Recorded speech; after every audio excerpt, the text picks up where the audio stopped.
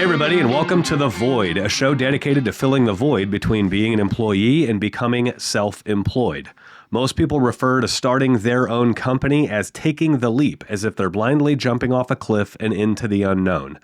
This show is here to help you understand that it doesn't have to be that way.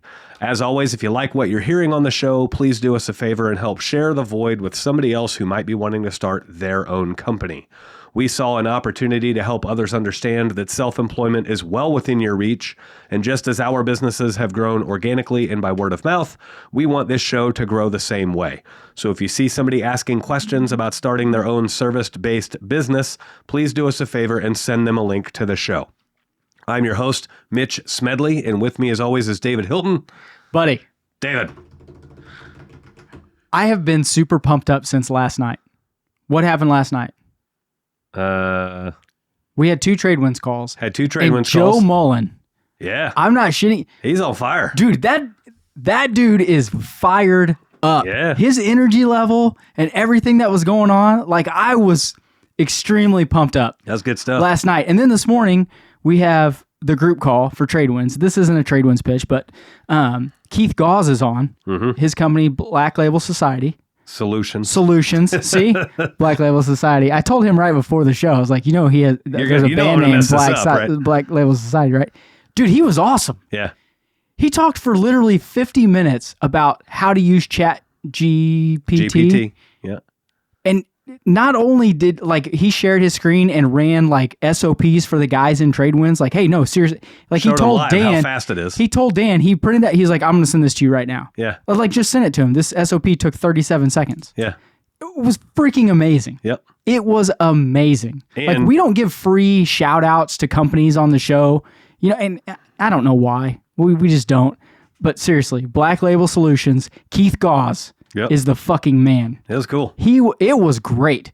That's my dude. I was still fired up about it. That's my dude. He put on there, anyone that was on the call this morning that didn't watch the recording gets an hour free phone call for whatever. If he thinks I'm not fucking calling him, right. I was on that call. Keith, I was on the call. I get my hour free, right? What's funny is I have monthly calls with him. Yeah. Because he helps us out in the business, and he had to cancel our last one.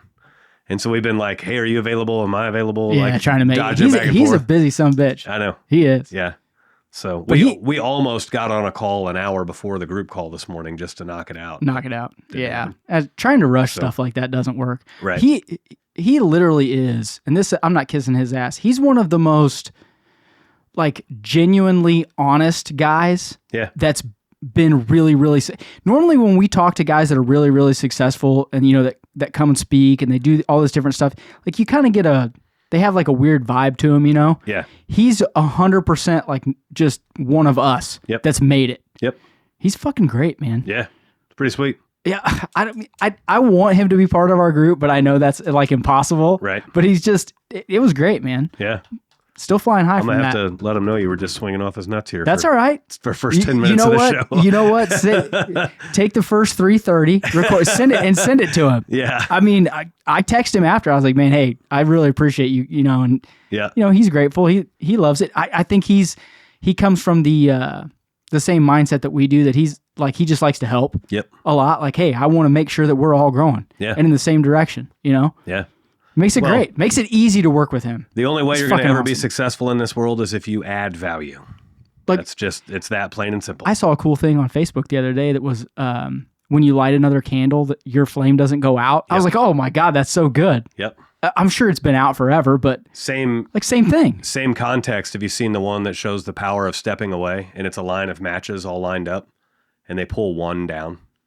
And so here's the flame. But that's good. The flame going from match to match to match, and you step away, and the transition stops by you stepping away. Yeah. So, yep. Yeah, it was really good, man. Yeah. The last couple of days have been great. I feel great. I ratted myself out to the guys in the group, and on the podcast last time, that I was a lump and slug of a person. Yep. But I've been working out twice a day for a week and a half. I feel fantastic. You're set. I'm not set. I still got a long way to go, but I feel so much better. Yeah. For those that aren't in trade winds, we call it the Monday Motivational Podcast, and it's not a podcast. It's more or less 5 to 10 minutes of me either telling people they're dumb or bitching or calling myself out for doing something stupid and trying to get, some energy going.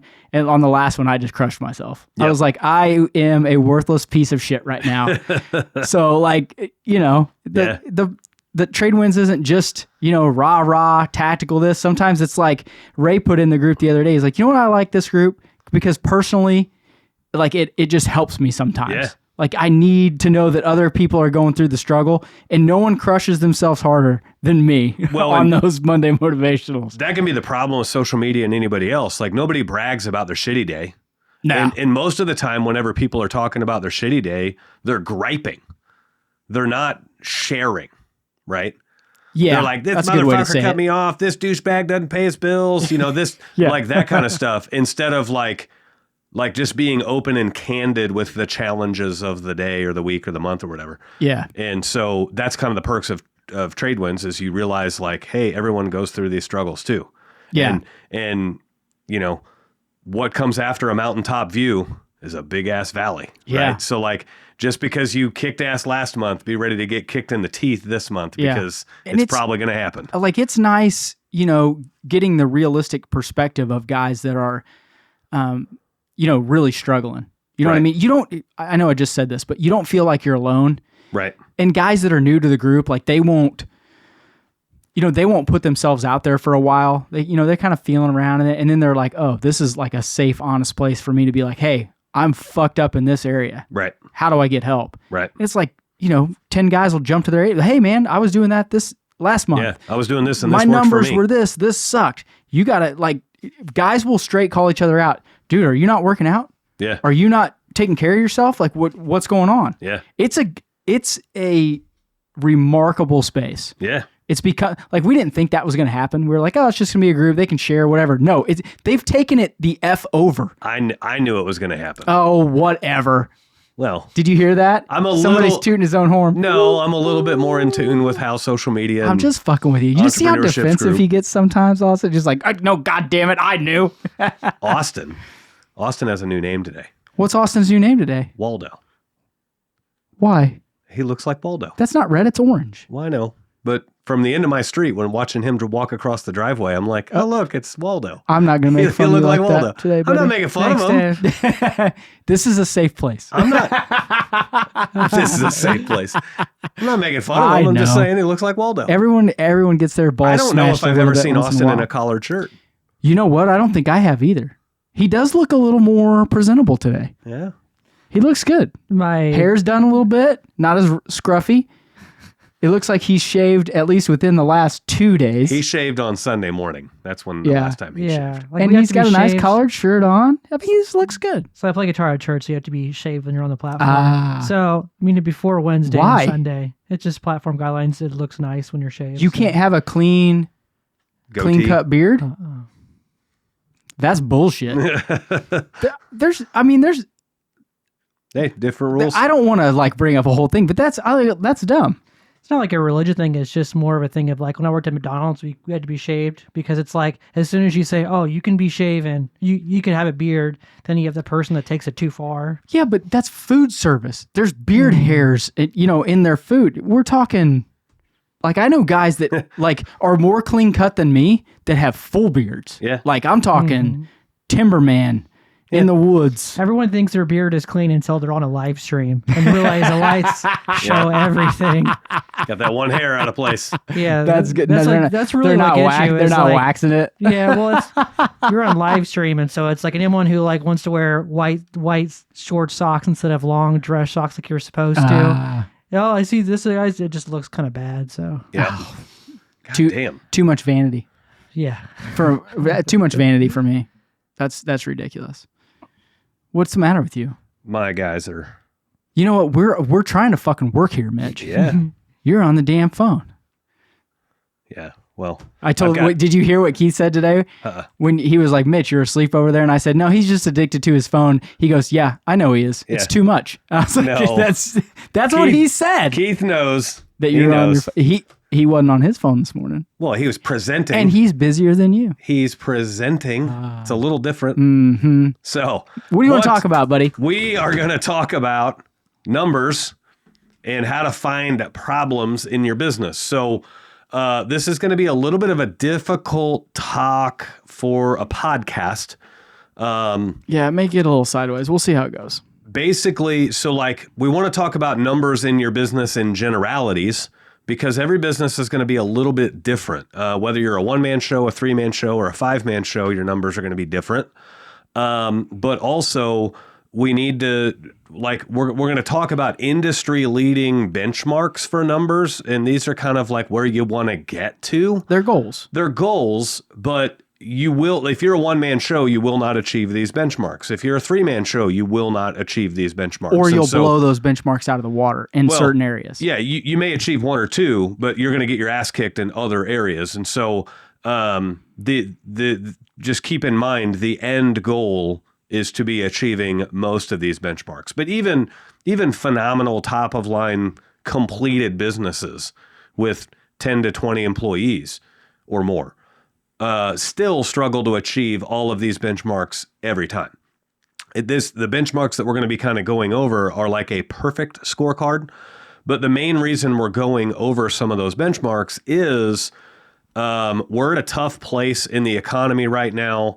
The election has a lot of consumers hesitant on spending money, hesitant on making commitments to anything. The inflation that we've had over the last few years has made business really challenging because costs are going up and businesses are always reluctant to raise their price in association to costs.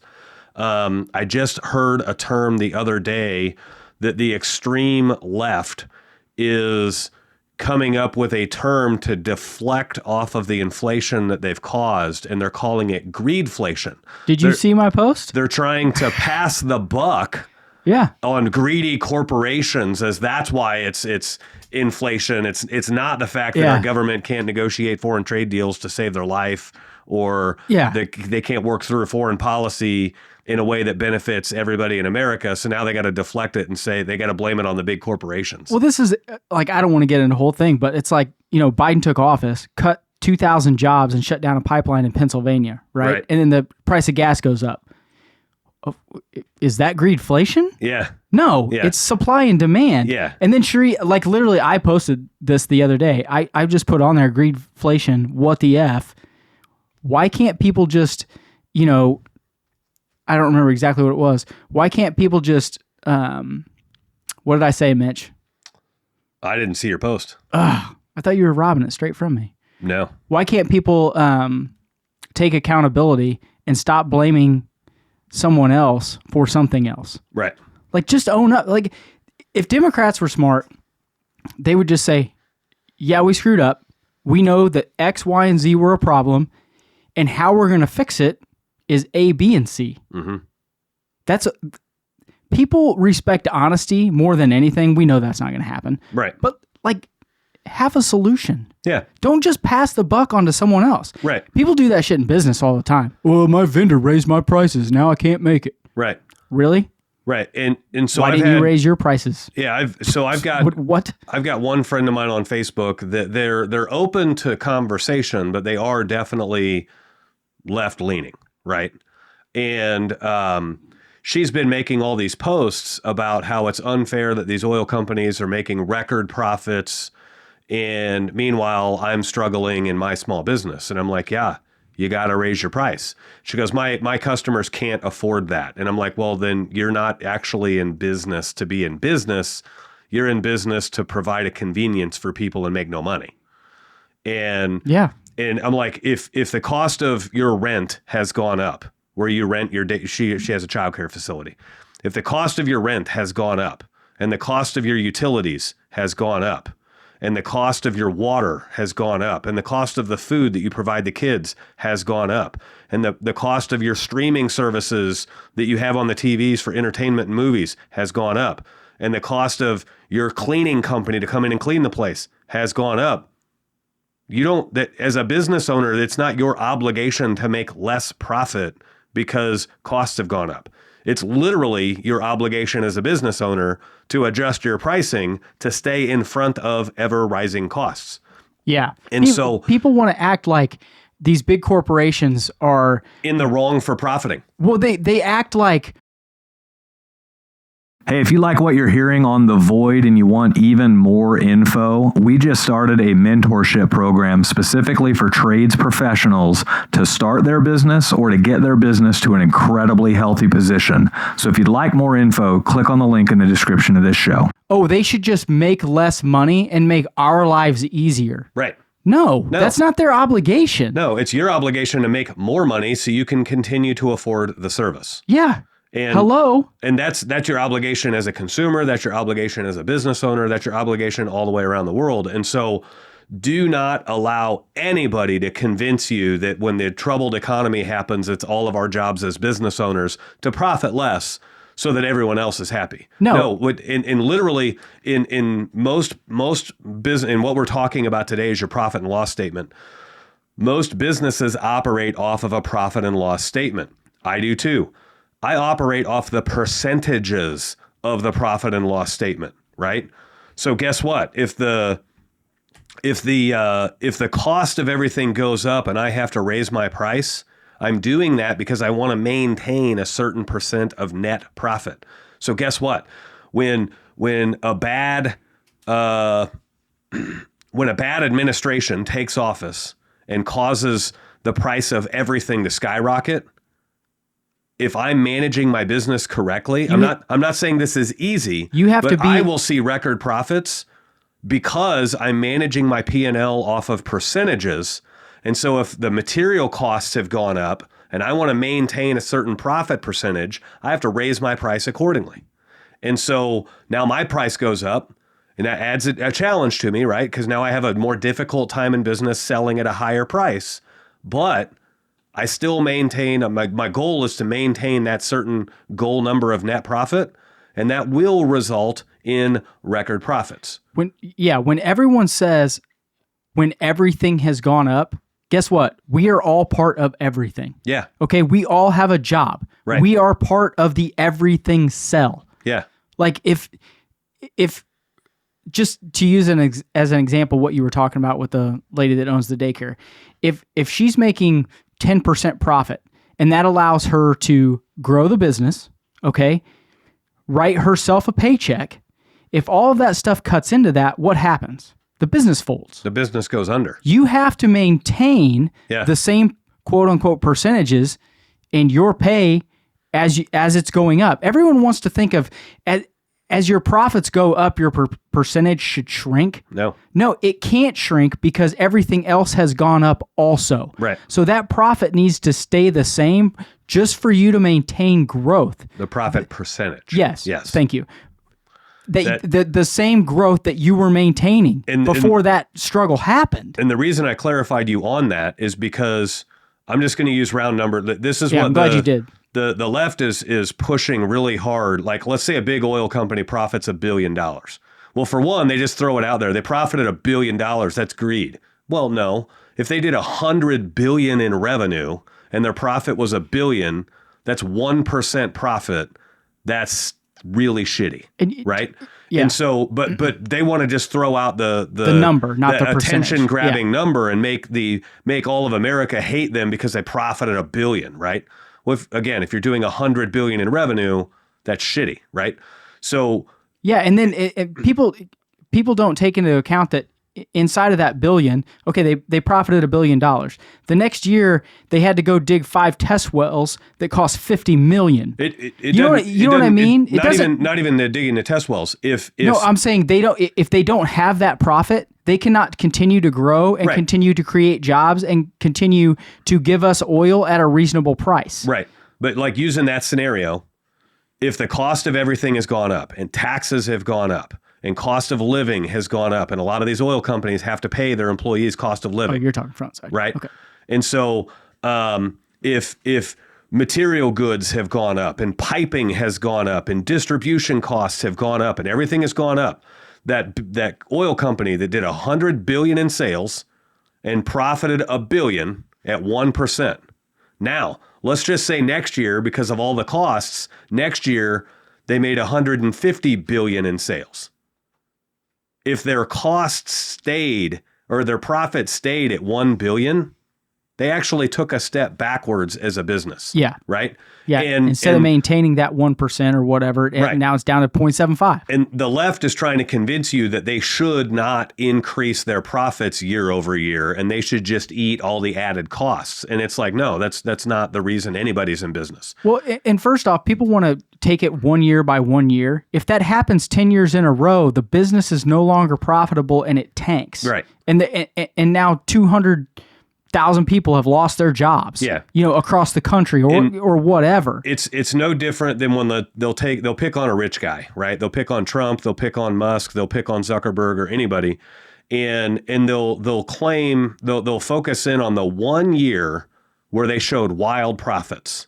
Yeah. Based off their tax returns. Not look at the other. They don't look at the other 8 or 9 where they lost money or broke even for 8 or 9 years, staging for a profitable year. While they were maintaining 400 employees, right. and those 400 employees were feeding their families. Right. What are we doing? Right. Meanwhile, SpaceX is rescuing 2 astronauts from space later next year. That's so random. So I know we kind of took a little bit of a detour on that, but we wanted to talk about that because with the ever-changing economy, costs are constantly moving. We can't control that. We can't control who's president. We can't control inflation. I mean, I get it on a macro. If we all vote the right way, we can control inflation. If we all vote the right way, we can control... But you can only really control what's in front of your face. You can control what's in your responsibility, right? And so vote the right way that you think is going to be, quote unquote, the right way, but then what's in front of your face, deal with it. Right. Whether you think it's good, bad, indifferent, what you wanted, what you didn't want, you can control what's in front of your face. Right. We can talk about this especially on a business. I don't like getting too political here, but we can talk about the business aspects of the political stuff. This is not abortion policies. This is not anything else. The business of the U.S. was much stronger when Trump was in office than in any other time in history. Yeah. The business of the U.S. You know who came out with a study about that? Was the IRS, who hates his guts. Right. They were like, no, look, people made more money. Who do you think hates him more, the FBI, the Secret Service, or the IRS? That's a fucking loaded question. Or BlackRock, right? So probably BlackRock. Yeah. I would say so, considering he's been attempted.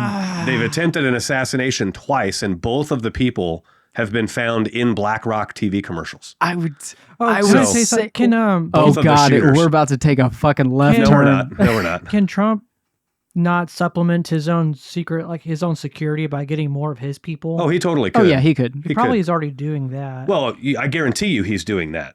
Yeah, he could. So the Secret Service ain't doing a good enough job. So he's going to have to do it. He's got to take matters into his own hands. You know what? No, I'm not going to say it. We're not going to go on that topic. Let's stay on topic. But what I'm saying, the business of America was stronger when Trump was in office. So every business person out there is wanting Trump back in office, right? Now there's other, it depends on what's important to you. And I'm not going to say that, if abortion's crazy important to you, then vote whatever way you think is going to help that, right? Yeah, you're an idiot, but go ahead. Yeah, it's up for you country. to do. You do whatever you want. But the business of America definitely wants Trump back in office. So the really, really smart people out there are pushing for Trump to be in office. They're going to vote for Trump, but they're preparing for another 4 years of this bullshit, right? Yeah. So they're preparing. Smart business people prepare for the future they think could happen. Yeah. They're preparing for the cost of water heaters to double in the next 4 years. Yeah. If Kamala gets in office. They're preparing for the cost of copper to continue to skyrocket. Yeah. They're preparing for all of those things, even though we're hopeful that we can regulate a lot of that stuff through good foreign trade agreements and everything else. But back on task. As a small business owner, if you don't know a lot about in how this happens, you're a small business owner, you were a really good tile guy, you were a really good plumber, heating and cooling guy, or whatever the case may be, and so you decided to go into business for yourself, but you don't have a lot of business experience. And so, back when you were working for somebody, you just put in the water heater, collected a check, and moved on. And now you have to put in a water heater, collect a check, and pay bills and forecast projections and try to grow your business and try to make sure you're going to be there next year. And you want to profit, but you don't want to profit too much because you want to make sure you're reinvesting in the business. And if you suck all the profits out of the business, you can't grow the business. And it's it's this challenge, right? It's a circle of death. And so is what I used to call it when I started. Like Yeah. it was like, how much do I give myself? Like originally when I started, it was, I know that this much from that job was profit. Say it was $1,000. right. How much of that do I need to keep for next month? Like, let's just break it down where it's super simple. How much do I know I need to keep? Right. How much can I give myself? Right. Like it comes down to very basic strategies at the beginning. Yeah. But if you're going to try to grow, Yep. where do you go with that number? Right. How much are you saving for this? How much are you using for growth? How much does it take just to keep the doors open? Right. How much do you have to pay rent? And so that's the purpose of this show is we're going to talk about some high level overview benchmark numbers that you're going to get from your profit and loss statement. And once you're achieving those benchmarks, that's going to help you grow. And so I'm going to reference QuickBooks Online because it's the most popular bookkeeping software out there. And so we're going to reference QuickBooks Online. It's the one I use. It's the one I'm experienced with. I would be surprised if 90% of our listeners aren't using the same platform. Yeah. And so what you want to do, first thing you want to do is you want to save a report in your QuickBooks. If you go to your reporting section of QuickBooks, it's going to have like profit and loss and balance sheet under your management reports. You want to go in and find profit and loss as a percentage of revenue, and you want to click the little star next to it so it saves it as one of your favorite reports. Yeah, just keep it at the top. Yeah, a So profit it's a and look. loss statement alone without percentages is fairly useless. You want the percentages to guide you for the exact way that we talked about this in the beginning. If material costs go up and you're trying to achieve the same percentage of net profit, you need to be guided by percentages. So make sure you're looking at a profit and loss as a percentage of revenue. And then as you're organizing your P&L, the only thing there's a lot of this stuff that we would have to go deep into the weeds on, like on a personal call with you, because each business is set up a little bit different. Yeah. If you're a one-man show, you're field labor and office labor. If you're a 5-man show and you're completely out of the field, then all of your labor moves to the office side and nothing in the field and all of that. So the one thing I do want to say is you want to be organizing your labor, your field labor, as a cost of goods sold. They're going to call that a COG. Define field labor. So field labor is going to be anybody out in the field, okay? Anybody out in the field that's not on salary is your field There you go. labor. If you're big enough to where you have a field supervisor that's on salary, he is actually your office overhead, because whether you make sales or not, his salary gets paid. Field labor, in any cost of goods sold, this goes for labor and materials both. Any cost of goods sold, the definition of a cost of goods sold is an expense that you incurred because you made a sale. That's different than like your shop lease payment. You have your shop lease payment whether you make sales or not. Whether you sold $2,000, $20,000, or $200,000 this month, you still have a shop lease payment. So that goes as a net expense. It's not a COG. It's not a cost of goods sold. However, if you sold a water heater to Mrs. Jones and you have to go buy a water heater to put into Mrs. Jones's house, then the materials associated to that install is a cost of goods sold, and the labor associated to that install is a cost of goods sold. You only had to pay that labor because you sold a water heater. Do you want to define that as above the line? We're going to get there. Below the line? We're going to Okay. get there. So a high-level overview of what your P&L looks like is you have your top-line revenue, and keep in mind, we're looking at this in percentages, and so that's going to be 100% of your earnings, okay? And we're just going to use round numbers for this. I feel like you need a whiteboard. Nah, Like, I feel like we should, have one right here. nah, we can just talk through it. So your top-line revenue is 100% of the money that you have to work with. Yep. Okay, so if you made $100,000 in sales last month, that's your top line revenue. That is 100% of the money you have to work with. Now, you're going to spend that money on materials to install whatever you sold, labor to install whatever you sold, and subcontractors to install whatever you sold. Yep. Okay? Those are the 3 expenses that you're going to have, what Dave was just referring to as above the line. So you have top line revenue minus materials, minus field labor, minus subcontractors, and that leaves you with gross profit. Feel free to pause, go back, and write that down. You might have to write this down a little bit. Like, that's going to be a lot of information in a short amount of time. Gross profit, if you're picturing this in like a report side of things. Are you tired of complex and high credit card processing fees? The Void Podcast has negotiated exclusive rates for the Void listeners. This program's tailored for trade businesses like yours. And if you're using House Call Pro, switch and you can expect to save $80 for every 10,000 you process per month. Don't let high processing fees drain your profits. Visit empowerpayments.com/the Void or call us at 913-423-1265 now and unlock your savings. Picture a big giant black line under the word gross profit. And so as we refer to expenses as above the line expenses or below the line expenses, above the line expenses are costs of goods sold. They're expenses that you have simply because you sold something. Below the line expenses are expenses that you have whether you make a sale or not. Okay? Right. Your phone bill, your CRM monthly expense. Insurance. Whether it's Field Pulse, Service Titan, House Call Pro, Jobber, any of them. Car payments. Car payments, insurance, permits, not permits, licensing. Permits a lot of times fall under material. Yearly licensing. But your licensing renewals, your permits, your shop lease, if you got to put tires on a van, those are none of that is cost of goods sold. Those are all overhead expenses. Yes, they are overhead expenses. I hate group texts. Just, hey, you know what? No, just give me the damn phone. I'll keep it over here. You don't need to leave it on. I need to. I wasn't going to turn it off. I'm just going to not allow you to use it. No, I need to hear it when it's going off.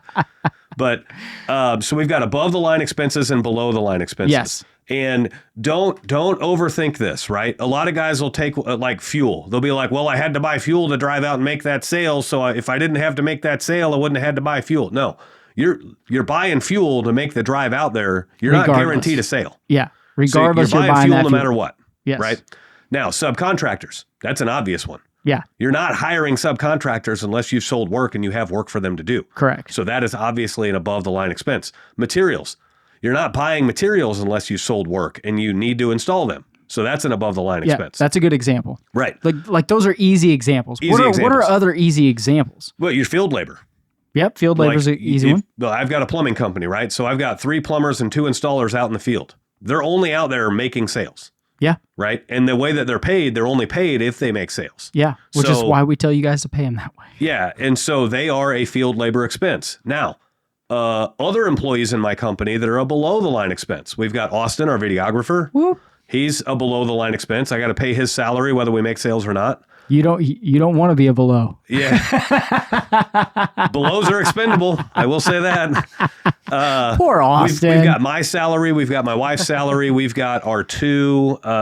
Hey, I've helped Smedley make money, and I get none. Yeah. So you're above me on the rung. We've got our 2 part-time customer service reps and dispatchers that are also a below the line expense. Yep. I got to pay their wages whether we make sales or not. Yep. Right.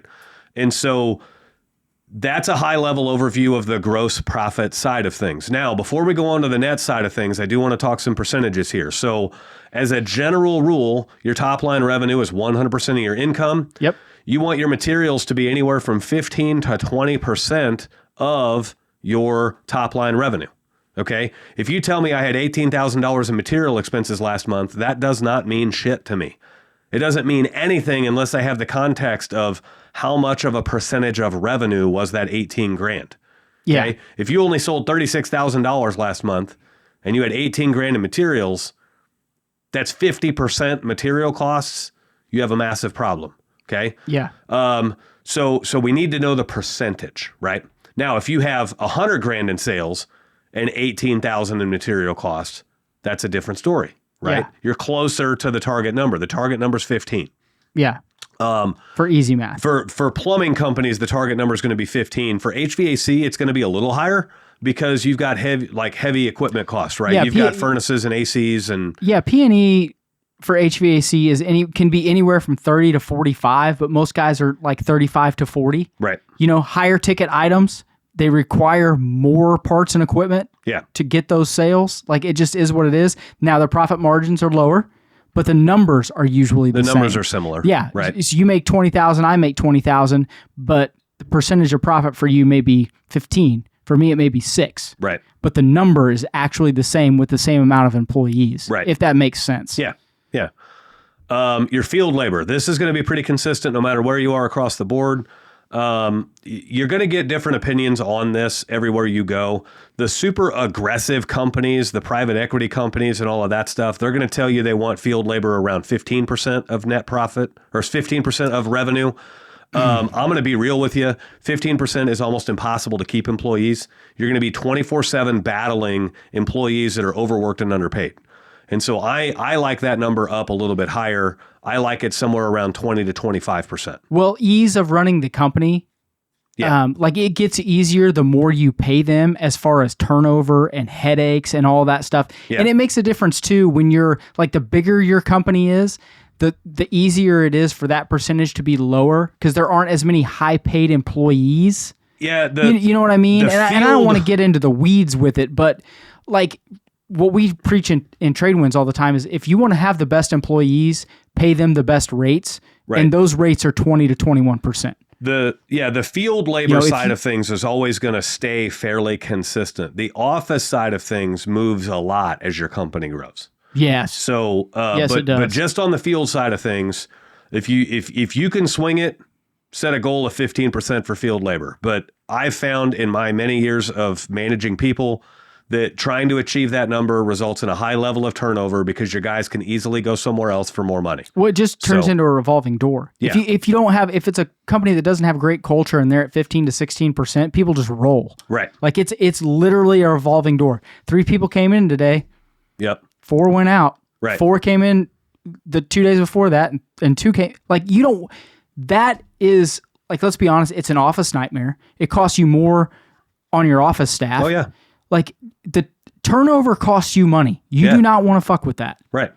Pay your employees well and keep them long term. It cost me $5,000 to hire one employee. Yeah. By the time because they get insurance from day one. I'd like to see that as percentage based on what we're talking about here.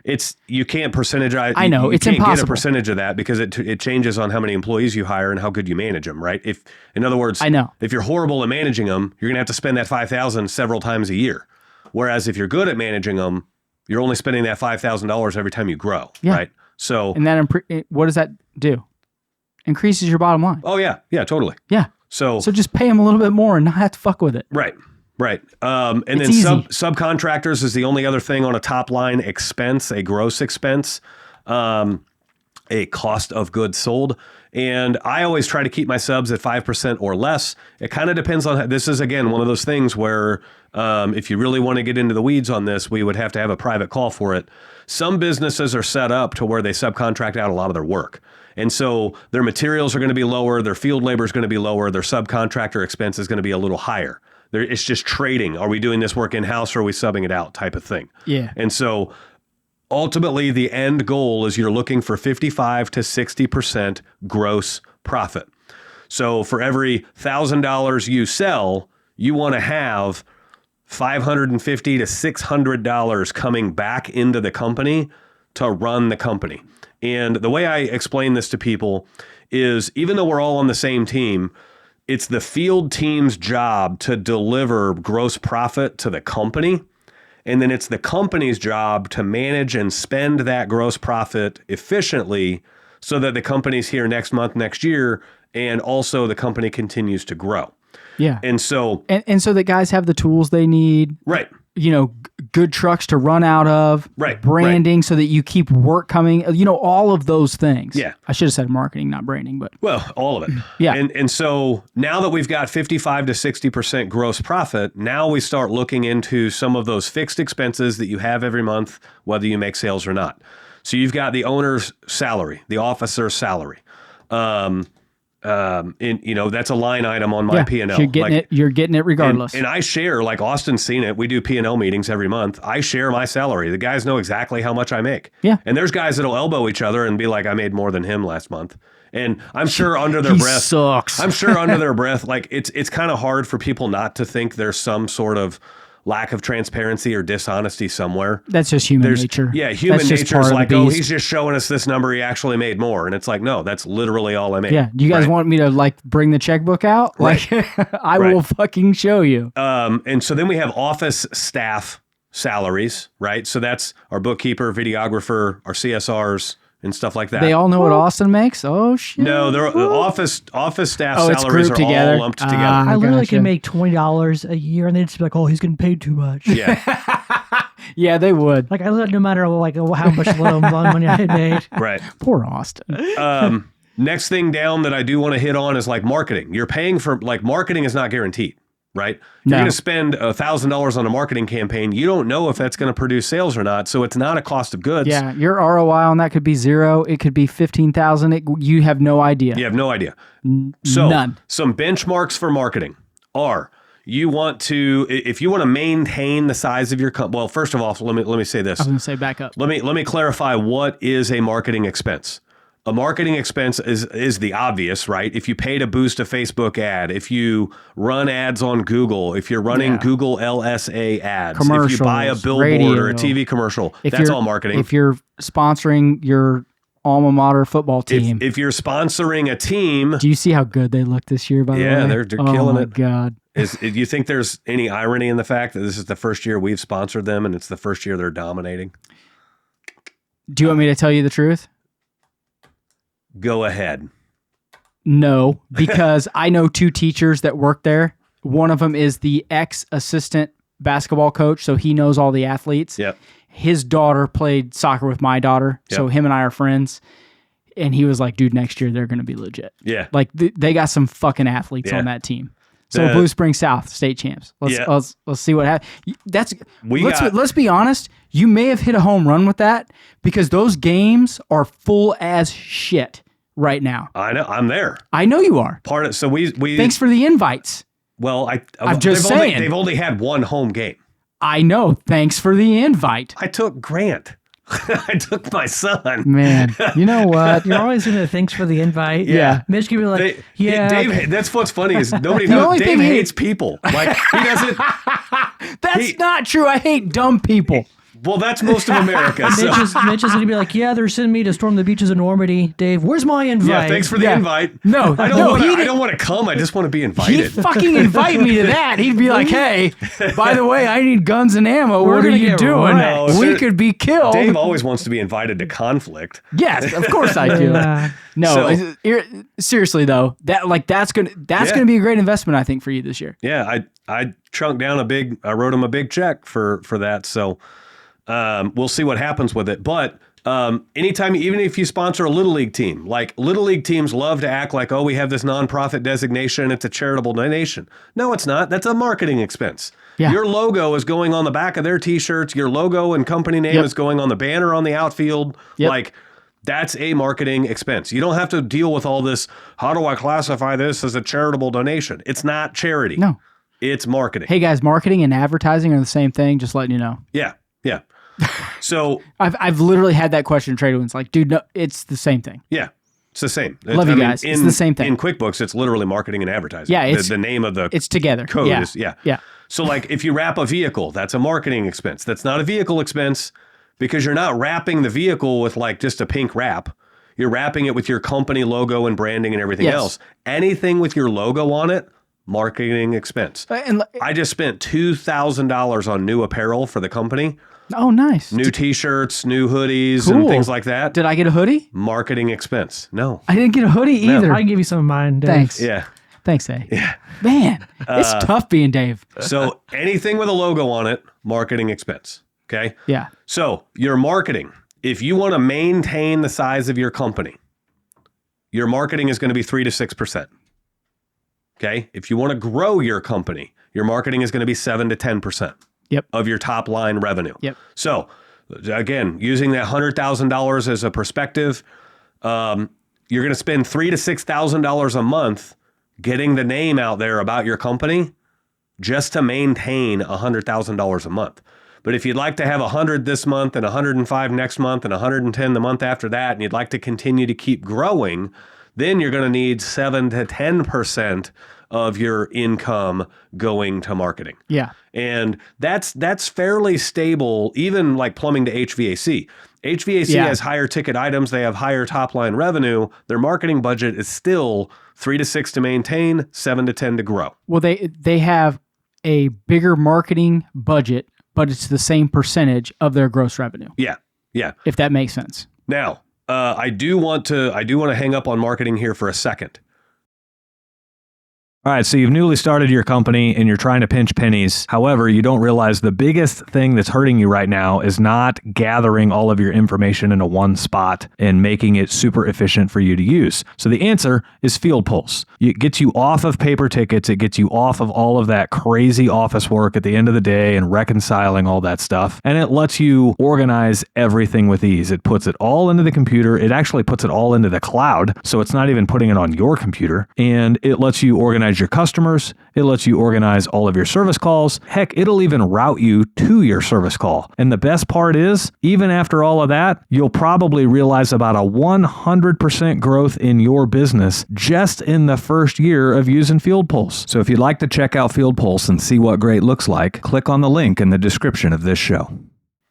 If you are a small one-man show, you should be spending almost nothing on marketing.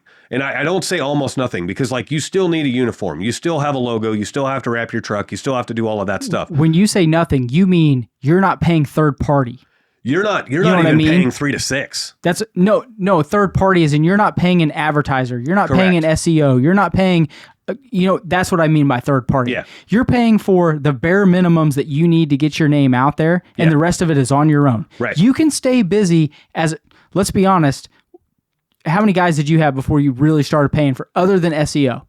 I had 5 employees before I dumped money into 5. marketing. We were doing over $1 million a year in revenue before I started spending any money on true advertising. And let's be completely transparent. Like when I think of that, I think of Mitch as being very, very good in the social media space. Yeah. Say you're not as good as him in the social media space, you could still not spend anything for 3 employees, not 5. Like you should, even if you're average to lower average on social media as far as putting yourself out there and your work is good and you're getting good word of mouth Right. also, you should be able to take care of 2 or 3 employees Yeah. before you spend serious money on marketing. Well, also, I mean, it's just true. yeah, we don't, there's a term that I want you guys to understand, and that's called weaponized incompetence. And basically, I love it. Oh, I love it. basically what that term is you're using the fact that you don't know how to do something as a weapon to not do it. Man, I might get that as a tattoo. Okay. So weaponized like here's That's how this great. manifests outside of business. Here's how this manifests. Husband and wife. The wife asks the husband to vacuum. The husband intentionally does a shitty job because if he does it bad enough, she'll never ask him to do it again. Or rolls the laundry instead of folds it. Yeah, he's weaponizing instead of choosing to learn how the wife wants it to make it done right. He's weaponizing his incompetence against his wife, right? Yeah, to get out of something Right. is the definition. Here's how this happens in business. I don't This like is so social good. media. So good.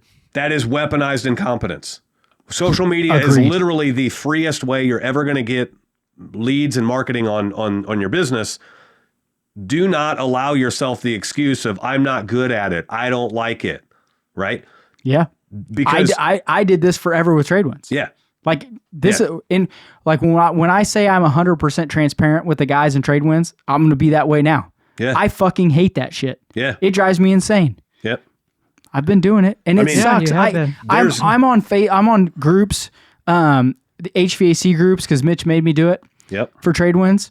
I hate it. 95% of the people on there are complete fucking dipshits. Yeah. And they're not talking any strategy, they're not talking anything.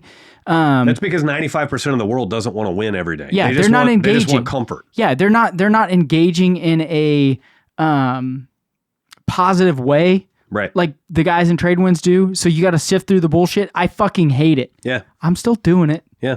I'm doing it. Like it's taken me a long time. I'm doing it. Yeah. It just sucks. If you're a one-man show and you're doing hate like you 30 for it. grand a month in revenue, you do not need to be spending 3 to 6% of that in marketing. You need to be spending money. Just, None. I mean, 30 grand a month in revenue is a fairly common number for new businesses. So 30 so grand 10 would be times 600, 0.06. 600 to That's 1,800. No, hold on. $1,800. 1,800. Oh, Mitch got his calculator out. Dave's using his brain. Boom, baby. Boom. And I'm a dipshit. I don't even know if it's that.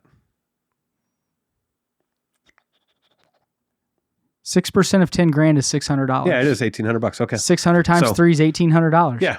Man, Dave got it. I love being Nice. Human calculator. Okay. Boom, baby. So if you're a one-man show, you absolutely don't need to be spending $1,800 a month on anything marketing. No, You don't. we will say this. If you've consistently put together 6 months and have a website and you want to spend money on SEO, Yeah. that's okay. Yeah. Like that's the one caveat because here's that's the- different. Here's the thing, though. You want to get As into a like one-man what that is? show, you don't need to be spending money on search engine optimization. People don't need to randomly find you on the internet If as a you're- one-man show. If you're trying to grow, Yes. because it's a long play. That's why we say if you're gonna grow and you want 3, 5, 6, 8 employees, Right. okay, and you're making $35,000 a month, Yeah. and you're consistently doing that for 6 months, and you want to pay for SEO, we give the guys a pass and say go for it because that's for future growth. Yeah, here's my drawback to that, though, is guys will quickly glance through what you just said, and then they'll rely on SEO to keep their schedule full. They don't grow. And the reason why is because every business owner, especially a home service business, they have an obligation to the company that they're building and to themselves to learn how to market your own business on social media. And I'm not talking high-level social media ads. I'm not talking backlinks and retargeting and all of this shit. I'm talking literally just getting involved in your local community groups and making new customers from your social media behavior. Well, let me say it this way then. First off, SEO is search engine optimization. Mm-hmm. That is plumber near me. Okay, you want to be near the top of the list. SEO would be in addition to all of the social media posts, all Yes. of the stuff that you can do on your own. Right. Do not substitute SEO for what we just talked about previously. Right. Does that help? Yeah. Does that make you feel better? And Because that's what I really meant. right. And here's what a lot of people come in and they don't learn how to market for themselves and they put all their eggs in a marketing agency's basket. And we see this way too often in trade wins. I've been a victim of it myself, where marketing agencies rob small businesses blind. We can talk about it for a second. You want to talk about you or one of the guys? No, marketing agencies in general love going after sub $1 million home service businesses. It's because they know that they don't know what they're doing yet. They know that those businesses don't know how to market for themselves, and they know that those businesses are desperate for leads. And so they know that they can extort those businesses out of tens of thousands of dollars every month just for that. We have a guy in Tradewinds who is spending over 15 grand a month in marketing. He was only making 35 to 40. And he was only making 40 grand a month in revenue. Yeah. And so we obviously put a massive stop to that. We got his number down to around 6 grand a month. I think that's where he's at now. And he has 0 drop in call volume, which means he was literally just lighting 10 grand a month on fire, wiping his ass with it and throwing it away every single month because the marketing agency fed him full of a bunch of hollow statements. Well, those companies know that by the time that they're caught, 3 months has gone by. They made 30 grand. Yeah, and they've made 30 grand. Yeah. And they don't give a fuck. Right.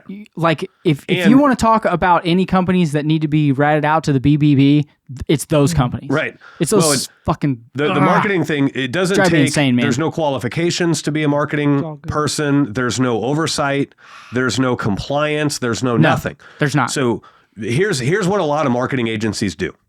A lot of marketing agencies go hire a videographer. They get a couple of flashy videos. They join an entrepreneurship group and find any reason they can to get up on stage so they can grab those photos and those short little video clips. And then they put that becomes their social proof. So then they put together these ads.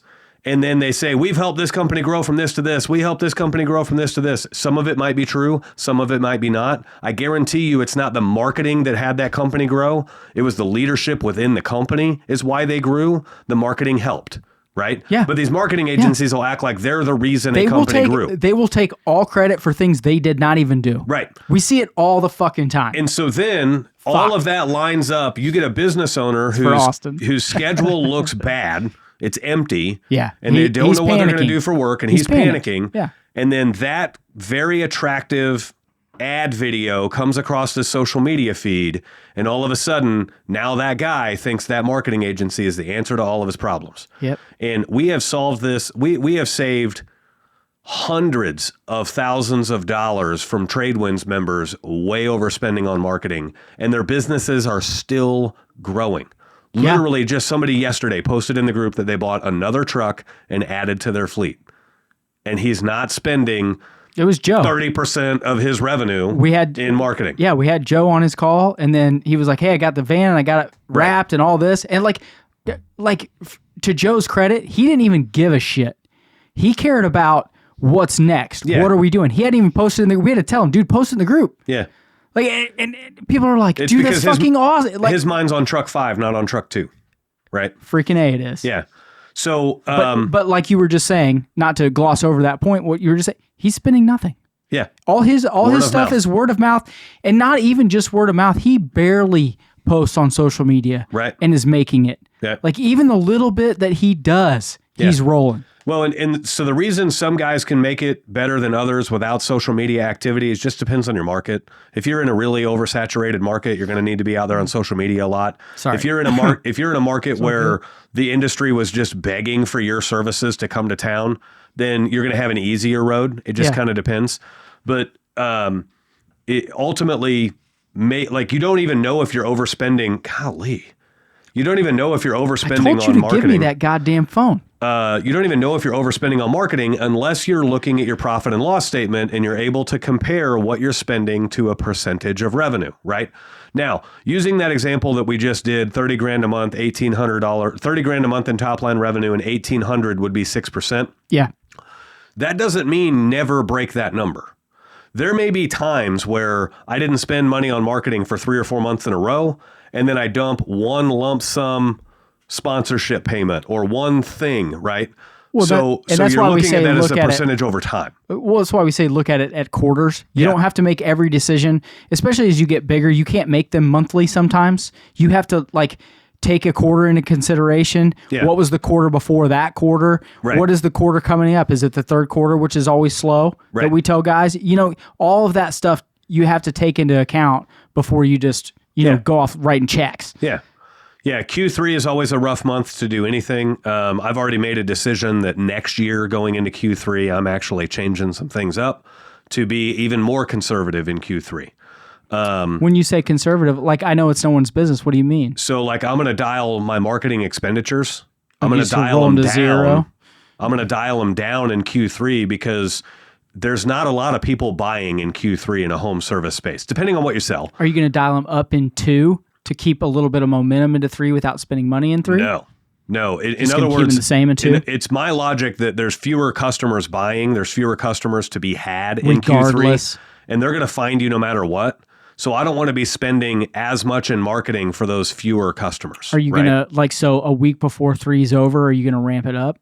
This is my curiosity. Q1 and 2 and 4 will have the same marketing budgets, but Q1 and 2 and 4, I'll probably have it on the growth mode, and then Q3 will be on a maintain mode. Interesting. Is kind of what I'm looking for. I got a buddy of mine that he has a media production company, and he did a similar thing that these agencies do, which is, I kind of dogged on him a little bit just in my mind, but he took someone who obviously probably wasn't doing social media, and then he helps them with video and their social media and stuff, and then he posts this client's engagement's up 900 and something percent and all that. And you're like, dude, that's just because they probably weren't doing anything before. Yeah. But he hung his hat on that. I'm just took advantage of that guy's work to make his numbers look better. Dude, in my head, I'm like, dude, the only reason why it's up 900% is because that person was doing, of course it's going to be 9. It should be 10,000%. Yeah. But that's how those 10,000%. You're right. That's how those digital marketing agencies get their social proof. They take a one-man show that was going to explode to 2 or 3 trucks no matter what.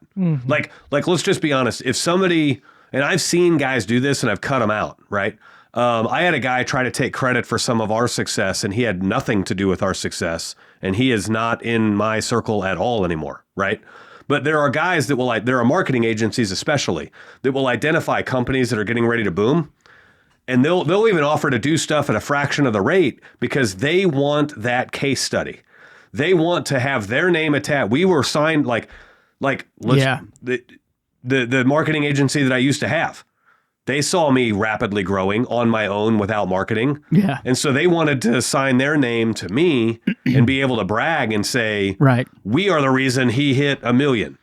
And no, not at all. I would say, and this isn't a trade wins thing. If you're a 1-man show, 2-man show, 3-man show, all right, and if you're thinking about putting money into marketing, get into a group like Tradewinds or any other group. I'm not just saying ours.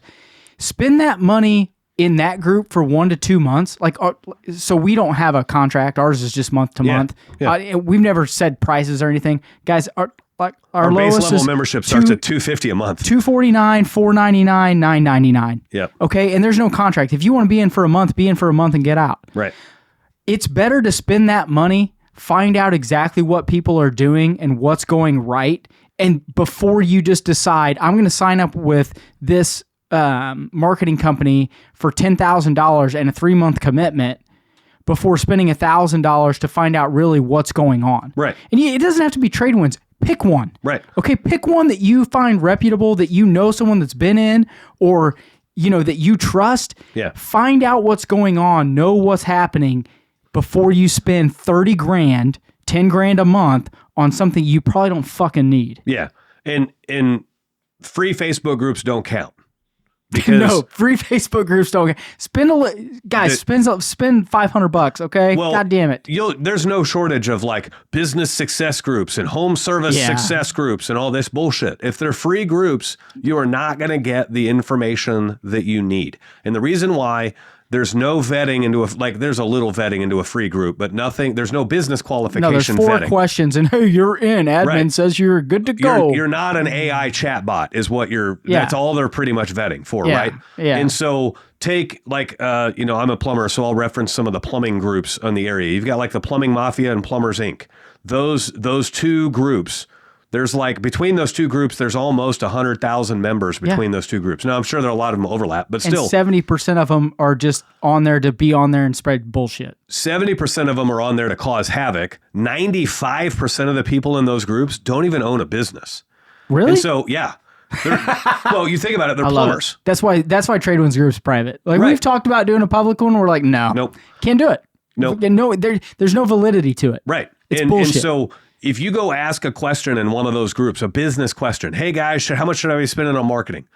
98% of the answers you get are bullshit because they're from employees who have never had to make a marketing decision, let alone have a good track record of making marketing decisions. Or they're marketers that are in the group that are like, hey dude, I love this one. I'm part of this. Yeah. They only charged me this, and it's a bullshit post to get sales. Yeah. It's that's just what it is. And so go with a group that you trust and know. It doesn't have to be us. If you're wanting to start a business and grow a business, put yourself around people who have been where you want to go. Do not align yourself with people with similar goals. Now, I'm not saying you shouldn't do that. I should clarify that. Say caveat that. You can align yourself with people that have similar goals, but do not take mentorship from those people. Take mentorship from people who have where you're wanting to go, that is in their rear view. They've already been there, seen that, done that. They know the challenges, they know the problems, and they know how to work through it. That's the guys you want to get advice from.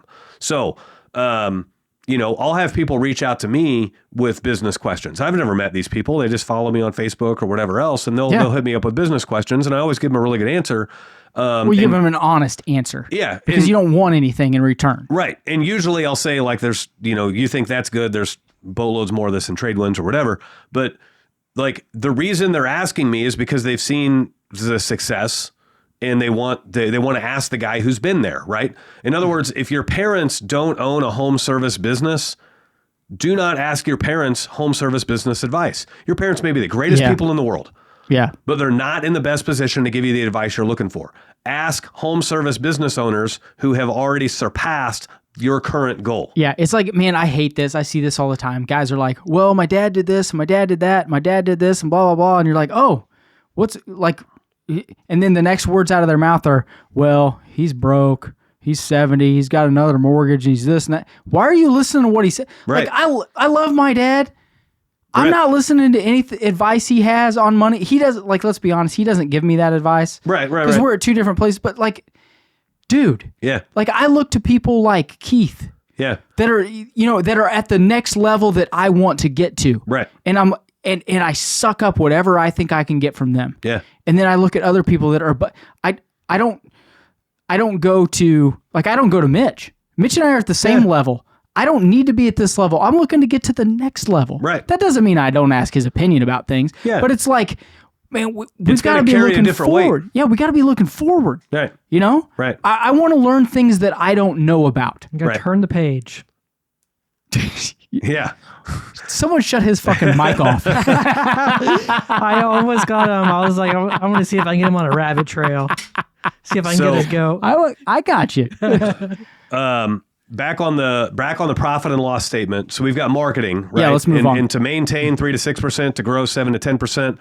Other things that you're going to see on your gross profit or your profit and loss statement, like vehicle repairs. And that's a business to business difference. I have low vehicle repairs because I buy all brand new vehicles. And so they don't need maintained as often, right? I got oil changes, I got tires. You're doing tires, oil changes, brake pads, probably. Yeah. Windshields. And windshield. God, man, windshields. Mitch and fucking windshields. Not every me, like 3 any weeks, transit owner in windshields. Every- If you own a transit, you've bought a windshield. every 3 weeks we're on one-on-one Zoom calls. I got to buy another fucking windshield today. God damn! Like There's only before two the guys get on, I'm There's like, only man, two types another of one. Ford Transit owners: those that have bought windshields and those that have not. And the ones that have not aren't Yeah. Ford Transit owners. Yeah. Like it just happens. But like you could run both models. Like I've got a buddy of mine who buys like 7 to 8 years old vehicles, and then he puts a nice wrap on them and puts them in his fleet. So his initial expense is lower because he's buying used, right? Yeah, but upkeep's more. But upkeep is more. And so and let's be honest, the dollars are a gamble on every one of those vehicles, and they're the same on yours. Yeah. Right? it just kind of depends. So goes like, back and forth. If you're a one-man show, don't buy a clunker because you can't afford to be down a vehicle. No, if you that only thing have shits one. a transmission, you're fucked. You're not out $3,500 for the transmission. You're out $3,500 plus the 3 days of fucking work. Yeah, plus the 8 to 10 grand in missed revenue. And 6 to 10 customers that are mad because you can't get to them. Right. That is not a healthy aspiration. Right. Get something reliable, damn it. Right. So the bigger your company is, the more you can take risks on the cheaper used vehicles. It just kind of depends. Well, and if you're going to get used vehicles and you got 10 guys, you can have 2 that are sitting in the parking lot that are ready to go. Right. It's different. Like this is your business right now. My business right now. You got one fucking down. Yeah. Like, 20% of my field vehicles are down. And let's be honest, like let's just be transparent. Your call volume is down and you're still missing revenue with that vehicle out, even as far down as call volume is. Right. That's a problem. Right. Like that it's sucks. making it harder to achieve the revenue. You literally said to me the other day, hey, I'm thinking about getting a backup vehicle and just having it around. Right. So that this doesn't happen. Right. Yeah, it's probably a smart play for where you're at. Yeah. So and where I thought, so when I signed up for our, I'm probably going to terminate this. When I signed up for our insurance, I added a feature for loss of use. And I thought that feature allowed me to classify the amount of profit that vehicle makes me every day. And then the insurance would just add it onto the claim. Yeah. No, loss of use gives me a rental transit, an empty shell of a vehicle rental transit. Does nothing for me. It sounds like you need a new fucking insurance agent. No. Sounds like you got sold a bill of goods No, by it's just Mr. something I fucking Vic Smedley. never asked. Right? Well, he should have told you. Well, He's your dad. yeah. I love the guy. I never asked him to clarify it. Like To be honest, I didn't get deceived. I told him I want loss of use coverage, and I never asked what it actually pertains to. I thought He may not have even known. Yeah. Like he probably doesn't sell a lot of that. Yeah. Let's be honest. Like that's a weird thing. Yeah, it is. I'm just busting your balls. Don't take it so personal. Other things that you'll have on your P&L So mad. is other, like you're going to have technology, you're going to have cell phones, you're going to have utilities and all of those things, right? Those obviously are costs against the business. They should be fairly consistent. Yeah. Like your cell phone plan should be about the same every month. Your utilities should be about the same every month. Your shop rent should be about the same, and so on. But those are all, everything below the line is a net expense, an expense you have whether you are making sales or not. So then you want to have your net expenses land somewhere around 40% of your top line revenue.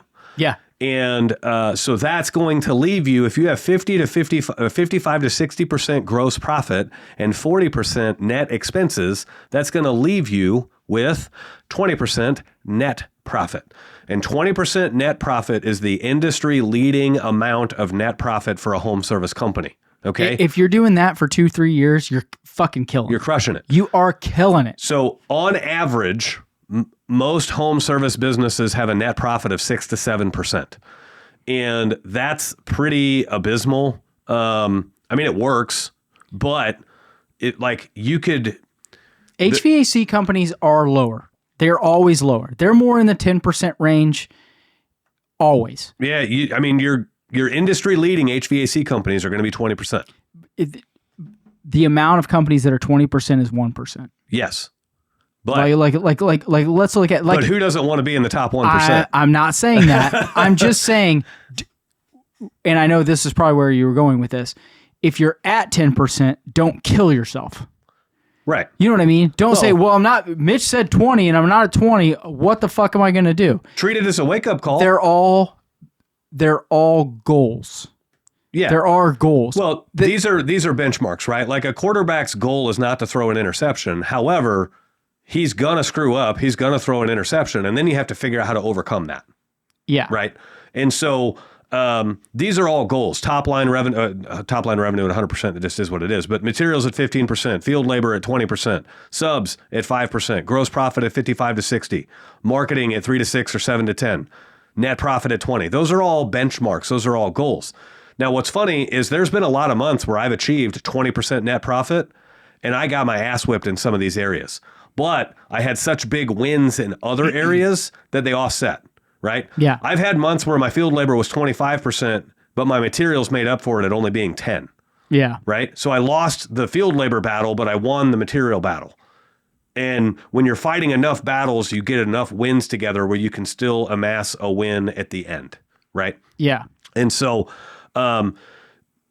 ultimately, as you are trying to navigate where you're a lot of guys don't even look at their P&L. They've never even once pulled a profit and loss statement. No, they run off of their bank statement. Off their bank account. And that's bullshit. Right. You guys you cannot grow if that's how you run your business. There's a lot of guys out there that are a one-man show, and they have this proverbial amount of money in the back of their head that as long as the business bank account has that much money in it, we're good. And they don't realize that business bank account should be growing each and every month.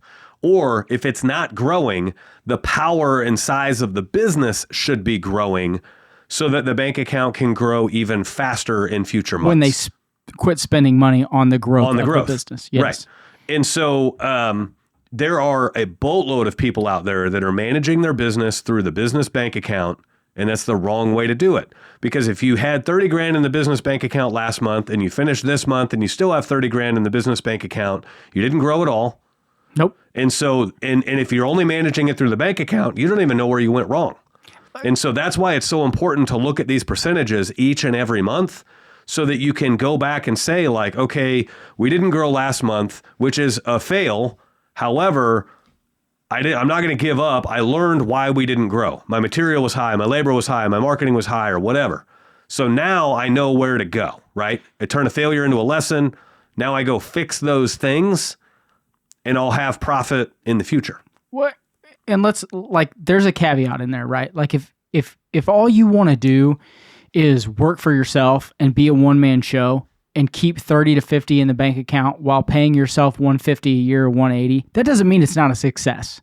Right. But we're talking about businesses that are trying to grow and put more trucks on the road, not just being one or two. Yeah. So if you're not doing that, don't think you're a failure. Because you're still successful. Yeah. You're just not in the growth phase that we're talking about here. Well, it's today. A risky move. Yeah, I look at it as risky because, like, if you're a one-man show and not positioning yourself to grow, and you fall off a ladder and break your leg and you're down for 6 weeks, well, you have no money coming in and no way to have money coming in. Well, let's be honest. Like a devil's advocate, if you've got Aflac, you're fine. If you don't, if your quality of life is improved because you don't like having employees and you're making $150 a year and you're keeping that money in there and you're happy doing that, yeah, that's not a failure. No, that's not a. You know what I mean? That's not. And I'm not saying you shouldn't be happy with that. I'm just saying, to me, that's a risk. I'd like layers of redundancy to where, like, when I lose a truck, I'm not totally fucked. I still got 4 on the road, right? If I lose an employee, I'm not totally fucked. I got more of them. Yeah. Right. But that's perspective, right? Yeah. Like if people don't want that, that doesn't mean it's, not what you shouldn't be doing. Right.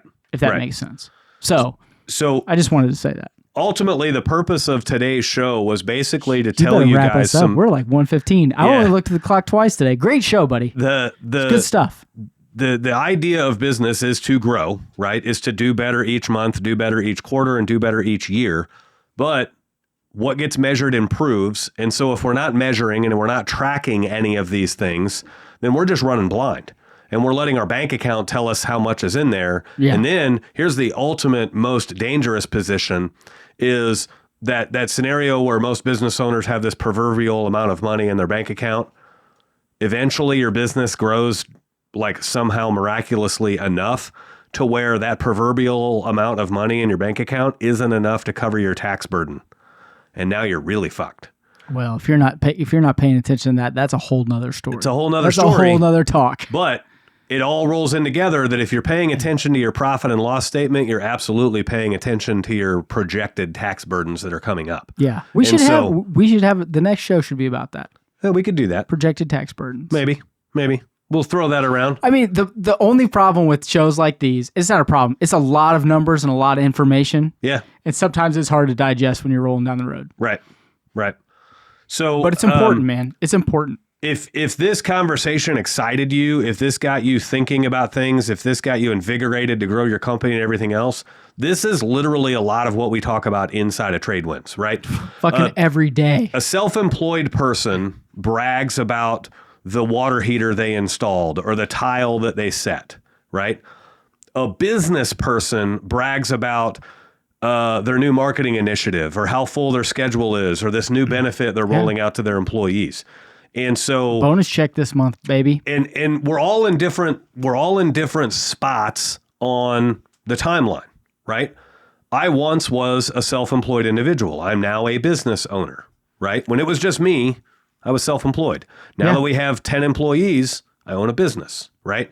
And so we're all in different spots. And so the idea, we're not chastising self-employed people. No. And we're not praising business owners, but your goal should be to gravitate from self-employed to business owner if that's the nature of your work. If you're self-employed, there's no reason you can't look at the numbers the exact same way as someone that is a business owner. You absolutely should be. Say a giant job comes along one day and you're like, man, I'm forced to hire 3 employees. You're ready. Yeah. You know the numbers. You're ready. Right. And then that job runs on 3 months and all of a sudden you're like, you know what? I think I'm just going to roll with this. Right. You're already prepared. Yeah.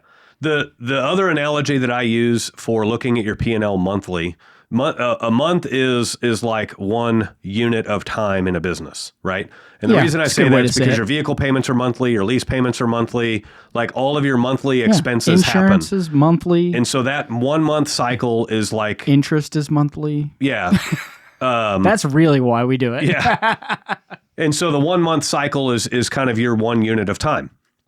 Well, how are you going to win a full year, which is 12 units of time? How are you going to win the year if you're not tracking each month? If you can't win the month. Imagine if you're playing on a football field and you didn't study any game film, you didn't study why a play worked, and you didn't study why a play failed. And you waited until you got your ass handed to you at the end and you lost 68-0. And then you went back and looked at the first play of the game and be like, wow, that guy was busting through the line every time. Right? Yeah. That's what happens when you run a business. Gotta make a change here, peeps. Yeah. That's what happens when you run a business without looking at your P&L each month. Yeah. Is you were getting your ass handed to you for something that happened in January and you never looked at the P&L to realize it. and you waited a full 12 months to realize there was a mistake that you could have fixed 11 months ago. Yeah. And so now there's 11 months of that mistake's value and profit that's gone because you weren't simply looking at the reports. Yeah. And not even the negative side, the positive side. Hey, I started making this advertisement and it paid off. Right. Well, you quit in February. Right. Because you didn't know. Because you didn't know. You felt like it wasn't working. Yeah. Hey, guess what? If you took January's and you times it by 6 fucking months, guess where you're at now? Right. Because you looked at February. Right. Yeah. Wins and losses is why you have to look at it monthly. Wins and losses. There's no room for feelings and emotions in business. If we're operating our business off of I feel like, it seems like, I sure think this type of statements, you're going to lose every time. So what you have to do instead of saying I feel like this marketing isn't working, what's the data tell you? The data tells you the marketing isn't working, then it's not working. If the data tells you it is working, then you need to look and like, oh wow, why did I feel like it wasn't? Why did I fuck that shit up? Oh, my sales were down. I didn't convert those sales. Now I know where to focus. Where do I have to focus? Right.